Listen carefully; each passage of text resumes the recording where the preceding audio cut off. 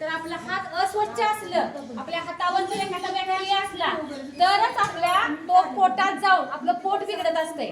म्हणून काय करायचं, आपण जेवायच्या अगोदर शिस्न जाऊन आल्यानंतर साबणानं स्वच्छ हात धुवायचे आणि तरच आपण हात धुतल्याशिवाय जेवायला बसायचं नाही.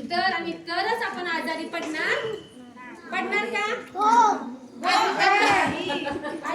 हात धुतल्यावर आजारी पडणार का?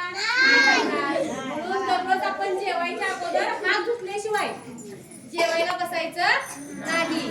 आणि आपल्या आईला पण सांगायचं, आपल्या लहान बाळाला ज्या वेळेला ती खाऊ घालत असते त्यावेळेला आईला पण सांगायचं, बाबा हात धुवा आणि मगच बाळाला जेवायला घाल. स्वयंपाक करायच्या अगोदर पण हात धुवूनच स्वयंपाक करायला पाहिजे आहे.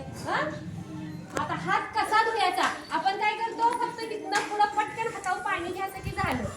तर आम्ही तुम्हाला सांगणार आहे की हात आपण कसा धुवायचा. आता ह्या काकी तुम्हाला दाखवते ते हात कसा धुवायचा ते. फक्त लक्ष ठेवा तुम्ही. 7% आजार हात स्वच्छ न धुतल्यामुळे होत असतात. काय करायचा, हा हात पूर्णपणे आपण कोपरापर्यंत धुवून घ्यायचा आहे. आणि आपल्या हातात बांगडी, घड्याळ, अंगठी असलं काही सुद्धा असायला नको आहे का. आपल्या हातात अंगठी, घड्याळ, बांगड्या नको आहेत का. तर त्यात एखादा जंतू अडकून बसला तर तो काय आपल्याला पूर्णपणे साफ करता येणार नाही.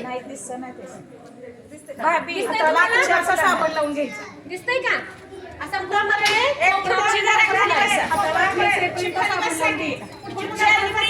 खाली बसा. पुढची तुम्ही जरा खाली बसा.